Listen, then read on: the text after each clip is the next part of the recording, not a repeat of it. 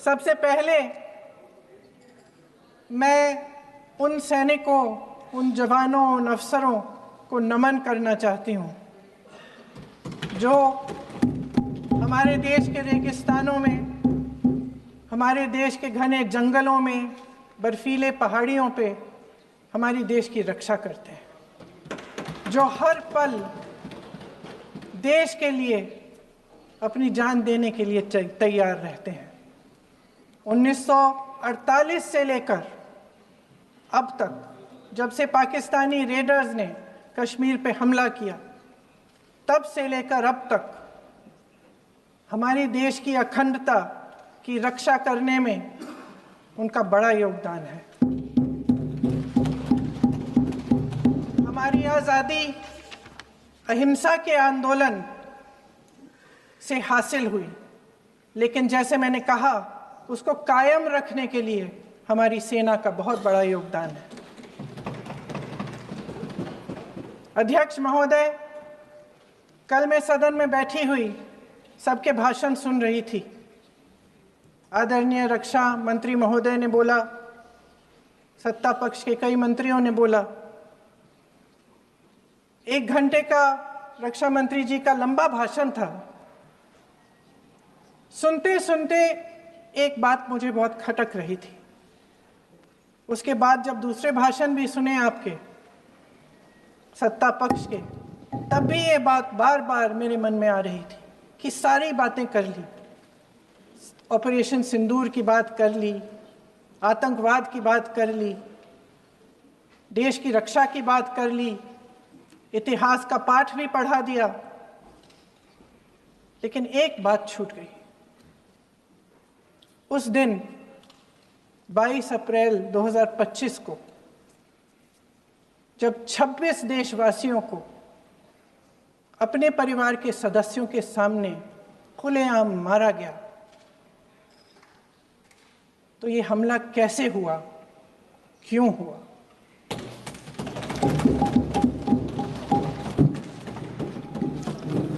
अध्यक्ष महोदय, ये लोग बैसारन वैली में, पहलगाम के पास कश्मीर में क्या कर रहे थे? आजकल पब्लिसिटी का दौर है, प्रचार का ज़माना है। कुछ समय से हमारी सरकार ये प्रचार कर रही थी कि कश्मीर में आतंकवाद ख़त्म हो गया है, कि कश्मीर में शांति है, अमन चैन है। प्रधानमंत्री जी ने खूब भाषण दिए, देशवासियों को कहा कि चलिए कश्मीर चलिए, सैर करिए। कई बार मैंने ये भी देखा मीडिया पर, टीवी पर, कि कश्मीर जाइए, ज़मीन खरीदिए, अब वहाँ अमन चैन है, शांति का वातावरण है। इसी बीच शुभम द्विवेदी, एक कानपुर के नौजवान, और उनके पूरे परिवार ने तय किया कि वो कश्मीर जाएंगे। शुभम द्विवेदी की 6 महीने पहले शादी हुई थी। उसकी पत्नी ने कहा कि उनके बीच एक ऐसा रिश्ता था, प्रेम और दोस्ती का ऐसा रिश्ता था कि वो एक दूसरे को बच्चों की तरह हंसाते थे। सोशल मीडिया पर एक वीडियो भी जारी है जिसमें पूरा परिवार एक साथ बैठा हुआ ताश खेल रहा है और ऐसे हंस रहे हैं कि उस वीडियो को देख के किसी का भी दिल टूट जाए कि इस परिवार को इस तरह से उजड़ने क्यों दिया हमने। 22 अप्रैल 2025 को बैसारन वैली में मौसम का मिजाज अच्छा था। जैसे हर रोज़ लगातार 1000 से 1500 लोग वहाँ पहुँचते थे, उसी तरह से उस दिन भी तमाम पर्यटक वहाँ पहुँचे। वहाँ का रास्ता आसान नहीं है अध्यक्ष महोदय जी, जंगल से जाना पड़ता है, पहाड़ों के बीच जाना पड़ता है, घोड़े से जाना पड़ता है। ये परिवार वहाँ पहुँचे, मौसम सुहाना था, उनके बच्चे ट्रैम्पोलिन पे खेल रहे थे, कोई जिपलाइन कर रहा था, कोई चाय पी रहा था, तो कोई कश्मीर की सुंदर वादियों की ठंडी हवा का मज़ा ले रहा था। शुभम अपनी पत्नी के साथ एक स्टॉल पे खड़े थे। तभी अचानक 4 आतंकवादी जंगल में से निकलते हैं और शुभम को वहीं अपनी पत्नी के सामने मार डालते हैं। उसके बाद वे वहां से पूरे वैली में 1 घंटे के लिए लोगों को चुन चुन कर मारते हैं। किसी के पति को अपनी पत्नी के आंखों के सामने, किसी के पिता को अपने बेटे के सामने, चुन चुन कर 26 लोगों को मार डालते हैं। शुभम की पत्नी घबराकर वहां से भागने की कोशिश करती है, अपनी जान बचाने के लिए जंगल की तरफ दौड़ती है। वहां पता चलता है कि तमाम लोग जंगल की तरफ दौड़े हैं और अपनी जान बचाने की कोशिश कर रहे हैं।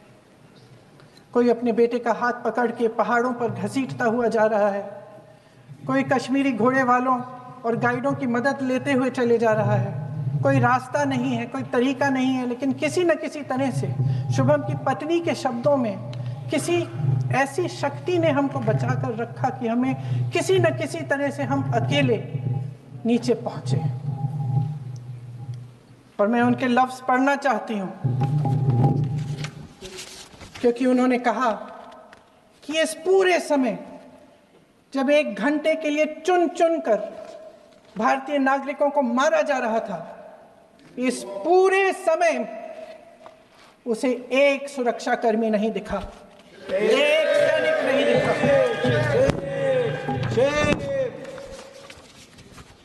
शुभम की पत्नी ने कहा, कोट, मैंने अपनी दुनिया को खत्म होते हुए देखा। अपनी आंखों के सामने एक सिक्योरिटी गार्ड नहीं था। मैं ये कह सकती हूं कि देश ने, सरकार ने हमें वहां पे अनाथ छोड़ दिया था। सिक्योरिटी क्यों नहीं थी वहां पे एक सैनिक क्यों नहीं दिखा? क्या सरकार को मालूम नहीं था कि यहां रोज 1000 से 1500 पर्यटक जाते हैं? क्या सरकार को मालूम नहीं था कि यहाँ के को पहुंचने के लिए जंगल के रास्ते से जाना पड़ता है? अगर कुछ हो जाएगा तो लोग वहां से निकल नहीं पाएंगे। एक चिकित्सा का इंतजाम नहीं था, फर्स्ट एड का इंतजाम नहीं था, कोई इंतजाम नहीं था, ना सुरक्षा का ना फर्स्ट एड का। इन लोगों को भगवान भरोसे छोड़ दिया गया। ये लोग वहां पे इस सरकार के भरोसे गए और इस सरकार ने उन्हें भगवान भरोसे छोड़ दिया।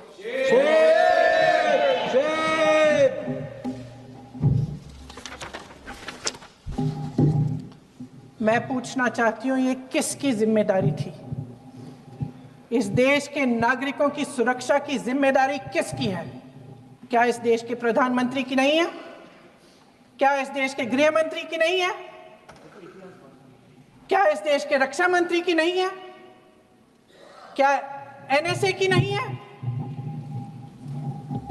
अध्यक्ष महोदय, पहलगाम हमले से सिर्फ 2 हफ्ते पहले हमारे गृह मंत्री महोदय जी कश्मीर गए थे। किस लिए गए थे? जो सुरक्षा की व्यवस्था है इसको देखने के लिए गए थे, इसको रिव्यू करने के लिए गए थे। और उन्होंने वहां कहा कि आतंकवाद पर विजय प्राप्त हुई है। ये 2 हफ्ते पहले है। 3 महीने बाद जेएनके के गवर्नर साहब एक आम इंटरव्यू में ऐसे ही चलते चलते कह देते हैं कि हाँ, बैसारन वैली में बहुत लापरवाही हुई और इसके लिए मैं जिम्मेदारी लेता हूँ। ऐसे ही चलते चलते, और वो बात होती है, ख़त्म भी वहाँ होती है और वहीं ख़त्म हो जाती है। उनसे जिम्मेदारी ली भी नहीं जाती, कोई सवाल नहीं उठाता, कोई जवाब नहीं देता। अध्यक्ष महोदय, उस हमले की जिम्मेदारी एक आतंकवादी गुट जिसका नाम टीआरएफ है थोड़े दिनों बाद लेती है। कौन है ये टीआरएफ? 2019 में ये गुट बना। 2020 में इसने कश्मीर में आतंकवाद का काम शुरू कर दिया और 2020 अप्रैल 2020 से लेकर 22 अप्रैल 2025 तक इन्होंने 25 आतंकवादी हमले किए। गृह मंत्री महोदय ने जब यूपीए सरकार के समय के आतंकवादी हमले गिने तो लगभग 25 गिनवाए थे अभी अपने भाषण में। इस गुट ने कश्मीर में 25 हमले 2020 और 2025 के अंदर एक पूरी लिस्ट है इन हमलों की। मेरे पास इतना समय नहीं है इसलिए मैं एक एक को नहीं पढ़ना चाहती, लेकिन मैं इतना कहूंगी कि इनमें रियासी का हमला भी था 2024 का, जिसमें 9 लोग मारे गए और 41 लोग घायल हुए। कुल मिलाकर 2020 से लेकर 22 अप्रैल 2025 तक टीआरएफ ने 41 सेना और सुरक्षा कर्मियों की हत्या की, 27 सिविलियन की हत्या की और 54 लोगों को घायल किया था। भारत सरकार ने टीआरएफ को आतंकवादी संगठन का दर्जा कब दिया? 2020 में दिया, 2021 में दिया, 2022 में दिया, 2023 में दिया। 3 साल बाद, 3 सालों के लिए ये आतंकवादी गतिविधियां कर रहे हैं और आप इनको आतंकवादी संगठन तब कहते हैं 2023 में। इसकी क्या वजह थी? ये सब सरकार के संज्ञान में था और आप मुझे बताना चाहते हैं, सत्ता पक्ष के नेता बताना चाहते हैं कि ये सब आपके संज्ञान में था, लेकिन कोई भी एक ऐसी एजेंसी नहीं है हमारी सरकार की जिसको पता चला कि ऐसा हमला, ऐसा भयानक हमला होने जा रहा है हमारे देश में, कि पाकिस्तान में बैठे हुए इस हमले की योजना बन रही है कि हम भारत जाके हैवानियत करेंगे, 26 लोगों को मार डालेंगे और हमें पता ही नहीं है। क्या ये हमारी एजेंसियों की विफलता है कि नहीं है? ये बहुत बड़ी विफलता है, ये एक बहुत बड़ी विफलता है। जानते थे कि ये गुट है, जानते थे कि 5 सालों से ये आतंकवादी हमले कर रहा है, अध्यापकों को मारा, आर्मी के बड़े बड़े अफसरों को मारा, आम जनता को मार डाला, पुलिस वालों को मार डाला, और आप इन पे निगरानी नहीं रख रहे थे। और ये जो एजेंसियां हैं इनकी जिम्मेदारी कौन लेगा? क्या आईबी चीफ ने अपना इस्तीफा दिया? क्या किसी ने इस्तीफा दिया? गृह मंत्री जी के कार्यक्षेत्र में आता है इंटेलिजेंस ब्यूरो, क्या गृह मंत्री जी ने इस्तीफा दिया? इस्तीफा छोड़िए, जिम्मेदारी ली।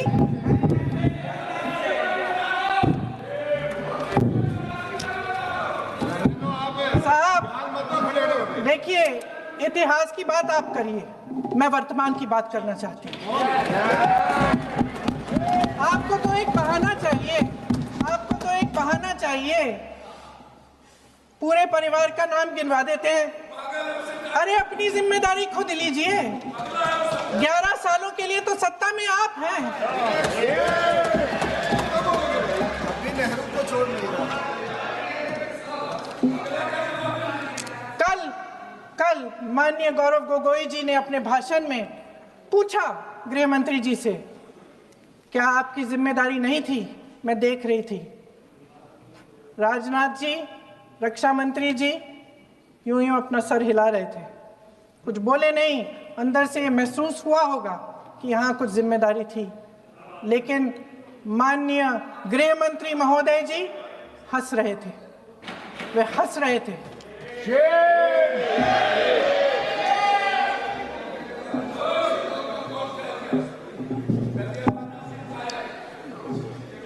अध्यक्ष महोदय, कल सत्ता पक्ष और आज भी सत्ता पक्ष के नेताओं ने 2008 के मुंबई के हमलों का जिक्र किया, बार बार कहा कि मनमोहन सिंह जी की सरकार ने कुछ नहीं किया। ये तो जानकारी होगी ना कि उसी समय जब वो आतंकवादी हमला चल रहा था तभी उन आतंकवादियों को मार डाला था, एक बचा था और उसको भी फांसी दे दी थी 2012 में।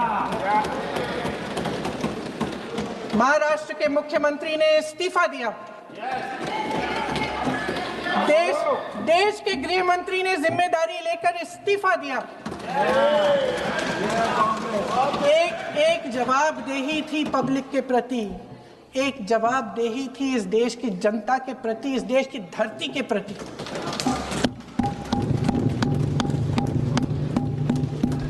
राजनाथ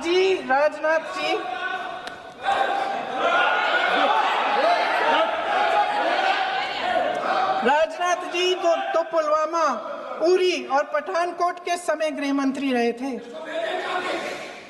आज वे रक्षा मंत्री हैं और हमारे गृह मंत्री महोदय श्री अमित शाह जी के नाक के नीचे पूरा मणिपुर जल गया, दिल्ली में दंगे हुए, पहलगाम में हमला हुआ और आज भी वे उसी पद पर बैठे हैं। क्यों? अध्यक्ष महोदय, बमबारी से अखबारों के हेडलाइन बनते हैं, मगर कहानी सुरक्षा में की चूक में भी है। आज देश खोखले भाषण नहीं सुनना चाहता, देश जवाब चाहता है, तसल्ली चाहता है कि सच उससे छिपाया नहीं जाएगा। देश जानना चाहता है कि उस दिन अप्रैल 22, 2025 को क्या हुआ और क्यों हुआ। आप तो खुद अपनी पीठ थपथपाने में लगे रहते हैं। सेना, देश, संसद से सच छुपाते हैं। ऑपरेशन सिंदूर जब शुरू हुआ, हम सब ने समर्थन किया, सब एकजुट होकर खड़े हो गए इस देश के लिए। दोबारा होगा, दोबारा खड़े हो जाएंगे।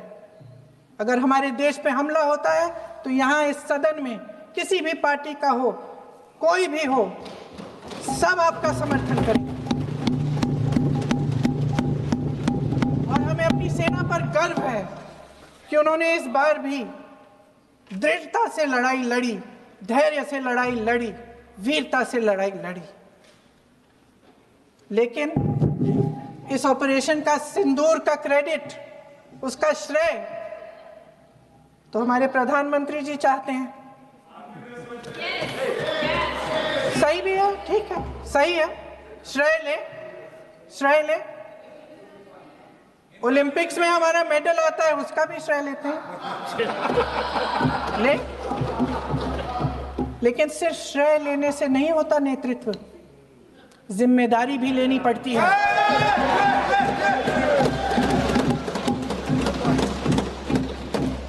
देश के इतिहास में ये पहली बार हुआ,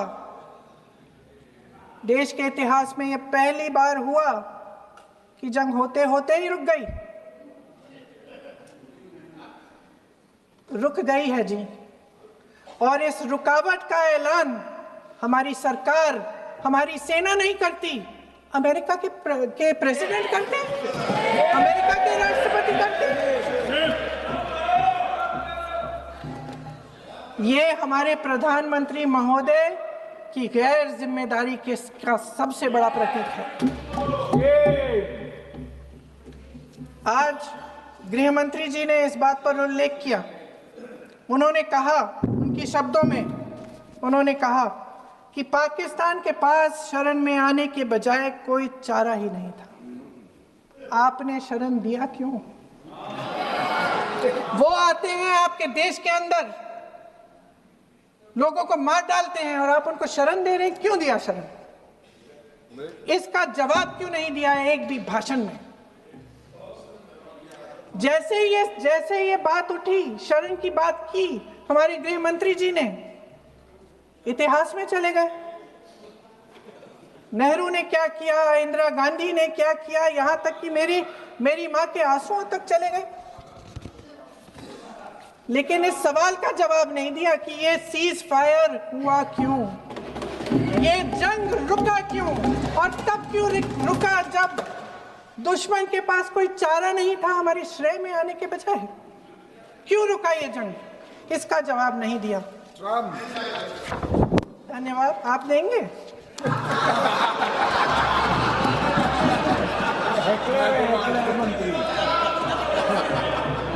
देना भाई, देना।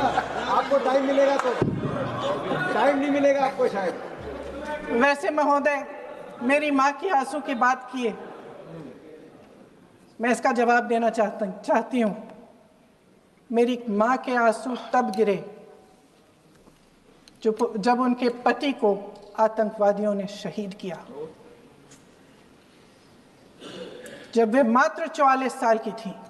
और आज अगर मैं इस सदन में खड़ी हूं और उन 26 लोगों की बात कर रही हूं, मैं इसलिए कर रही हूं क्योंकि मैं उनका दर्द जानती हूं, महसूस करती हूं।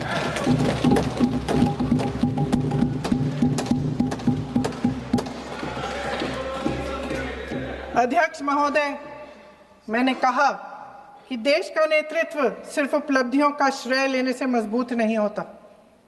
सफलता और विफलता दोनों की जिम्मेदारी लेने से बुलंद होता है। ये सोने का ताज नहीं है, कांटों का ताज है।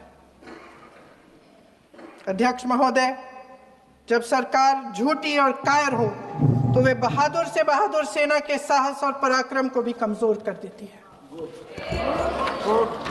देश को प्रतिशोध के साथ साथ सबके प्राणों की रक्षा का प्रण चाहिए।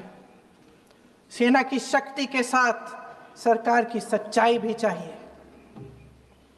महान देशभक्त शहीद इंदिरा गांधी जी, जिन्होंने सफल कूटनीति के बल पर अमेरिका के राष्ट्रपति निक्सन का मुकाबला करके पाकिस्तान का विभाजन करवाया, बांग्लादेश बनाया, 1 लाख पाकिस्तानी सैनिकों को आत्मसमर्पण करने पर मजबूर किया, उन्होंने कभी इसका श्रेय लेने की कोशिश नहीं की। ऑपरेशन सिंदूर का मकसद अगर पाकिस्तान को सबक सिखाना था तो शायद ये मकसद अभी अधूरा है, क्योंकि हमारी कूटनीति विफल रही है। इसका प्रमाण यही है कि ऑपरेशन सिंदूर के बाद एक पाकिस्तानी जनरल, जिसके हाथ खून से रंगे थे, अमेरिका के राष्ट्रपति के साथ बैठकर लंच खा रहे थे। अगर ऑपरेशन सिंदूर का मकसद आतंकवाद को खत्म करने का था तो पाकिस्तान को संयुक्त राष्ट्र के आतंकवाद विरोधी समिति का अध्यक्ष चुने जाने से इस मकसद को धक्का लगा है। इसकी जिम्मेदारी कौन लेगा? क्या हमारे प्रधानमंत्री लेंगे? क्या उनमें ये हिम्मत है? नहीं है। अगर इस ऑपरेशन के दौरान हमारे जहाजों का नुकसान नहीं हुआ तो सदन में इसे साफ साफ कहने से क्या डर है? क्यों नहीं कहा है? कल भी रक्षा मंत्री जी ने कहा कि हमारे इंफ्रास्ट्रक्चर का नुकसान नहीं हुआ, तो जहाजों के बारे में भी बता दें, साफ साफ बता दें, क्या हर्ज है? सच्चाई तो है। सवालों से बचने के लिए ये सरकार हमेशा प्रयास करती है। इसकी राजनीतिक कायरता बेमिसाल है। देशवासियों के प्रति जवाबदेही का एहसास ही नहीं है। सच्चाई ये है कि इनके दिल में जनता के लिए कोई जगह नहीं है। सब राजनीति है, सब पीआर है, सब प्रचार है, सब पब्लिसिटी है। देश की जनता के लिए आपके हृदय में कुछ नहीं रहा। बहुत समय हो गया है आप इस प्रचार में ही लिप्त हैं, जनता को देख नहीं पा रहे हैं। जी मानिए। जो पहलगाम में हुआ, खत्म करती हूँ, जो पहलगाम में हुआ उससे हर एक देशवासी के दिल पे चोट पहुंची है। हिमांशी नारवाल की गुहार ने हम सबको शर्मिंदा किया है। इसीलिए मैं आज यहाँ खड़े हुए एक आखिरी बात करना चाहती हूँ।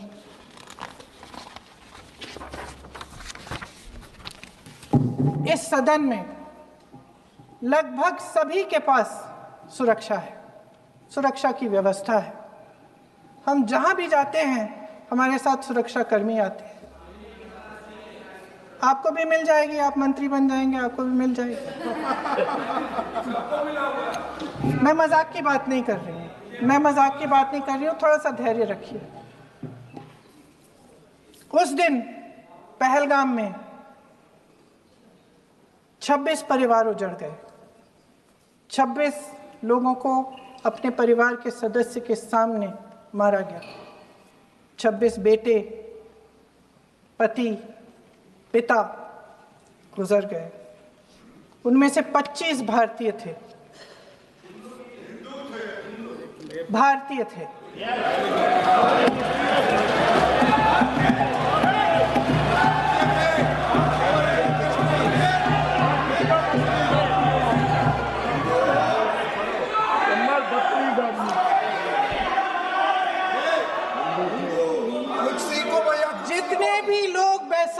रैली में थे और जो 25 भारतीय मारे गए उनके लिए कोई सुरक्षा नहीं थी, कोई सुरक्षा नहीं थी। आप कितनी भी ऑपरेशन कर डालें, आप इस सच्चाई के पीछे छुप नहीं सकते, इसे नकार नहीं सकते। आपने उनको सुरक्षित नहीं किया। कोई शर्म नहीं है, कोई शर्म नहीं है, कोई शर्म नहीं है और ना कभी होगी। सुन लीजिए, सुबह भी मैं शिव मंत्र बोल के आई हूं। इनको क्या पता शिव मंत्र क्या है? शिव मंत्र इनका खत्म कर लूं अपना भाषण। शिव मंत्र। मैं एक बार उन 25 भारतीयों के चुप रही। मैं एक बार उन 25 भारतीयों के नाम इस सदन में पढ़ना चाहती हूं ताकि यहां बैठे हर सदस्य को यह एहसास हो कि वे भी हमारी तरह इंसान थे, किसी राजनीतिक बिसात के मोहरे नहीं थे। वे भी इस देश के बेटे थे, वे भी इस देश के शहीद हैं। उनके परिजनों के प्रति हम सब की जवाबदेही बनती है। उन्हें सच्चाई जानने का हक है। समीर गुहा भारतीय, बिट्टन अधिकारी, मनीष रंजन, हेमंत सुहास जोशी, विनय नारवाल, सुशील नथनियल, अतुल श्रीकांत मोने, सैयद आदिल हुसैन शाह, नीरज वानी, एन रामचंद्रन, संजय लक्ष्मण लेले, माननीय प्लीज, दिनेश अग्रवाल, दिलीप दिल से, कुमार सतपति, JS चंद्रमौली। अब बोलिए, अब आराम से। JS चंद्रमौली, यतीश परमार, S मधुसूदन राव, माननीय सदस्य, नारेबाजी का सदन नहीं है। शैलेश कलाटिया, ये तरीका ठीक नहीं है आपका। भूषण, मंजुनाथ राव, कौस्तभ गणबोते,